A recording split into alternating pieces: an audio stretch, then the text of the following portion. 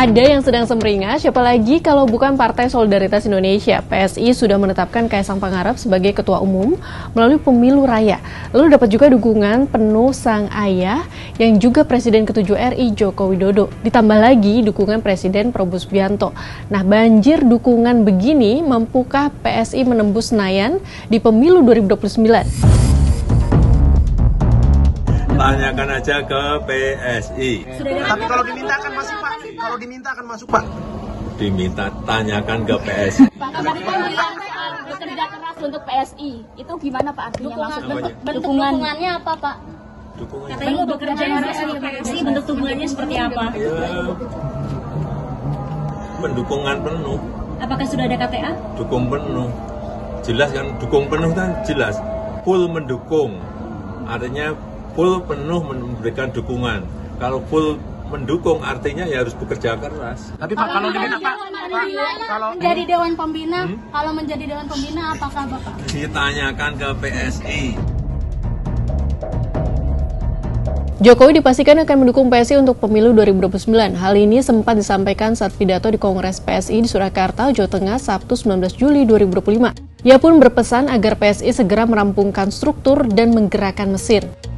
Pesan saya, Mas Ketum, dan seluruh ketua DPW, DPD,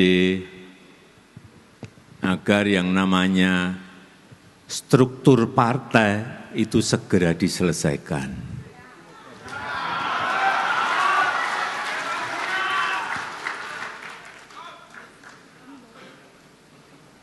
Baik itu di DPW, baik itu di DPD, sampai ke tingkat desa.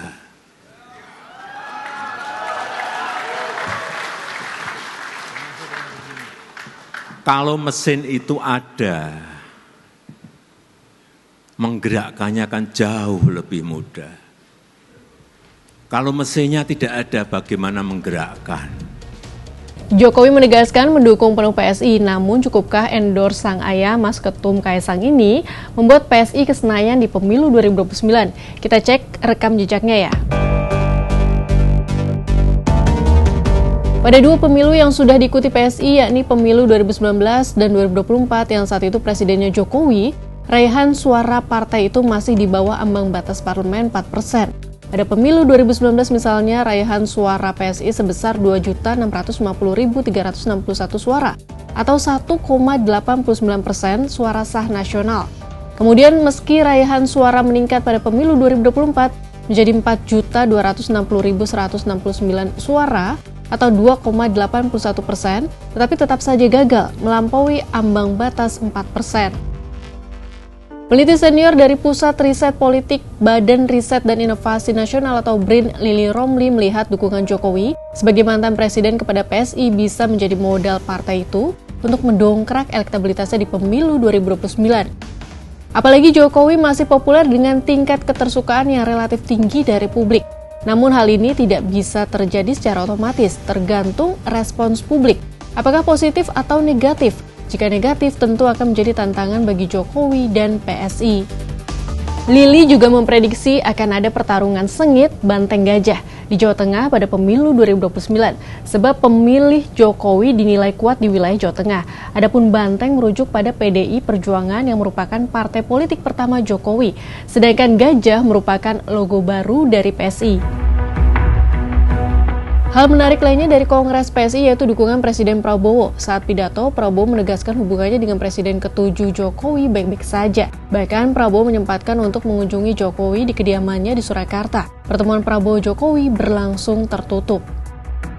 Orang-orang yang merasa dirinya pinter, ya mungkin gelarnya banyak, ya sekolahnya mungkin hebat, mengangkat dirinya menjadi orang terpinter, semua dikomentari. Iya kan? Semua dikomentari. Jadi saya sering malam-malam saya buka itu sosmed, saya cek itu podcast itu, saya mau tahu apa yang sedang dipikirkan oleh Prabowo Subianto. Gitu. Mereka lebih tahu dari saya. Gitu. Prabowo sedang begini, sedang begitu. Prabowo sudah pecah kongsi sama Jokowi. Prabowo dan saya, begitu. Semua dianalisa. Mungkin malam ini dianalisa lagi saya. Kenapa Prabowo kok muji-muji gajah? Sahabat Kompas, bagaimana pendapatnya dengan momentum Kongres PSI ini? Dengan Kaisang kembali menjadi Ketua Umum, dukungan penuh sang ayah yang juga mantan Presiden Joko Widodo, serta kehadiran Presiden Prabowo dan Wapres Gibran di Kongres. Mampukah PSI tembus Senayan 2029? Apakah adu banteng gajah di Pilkada Jateng 2029 juga terbukti?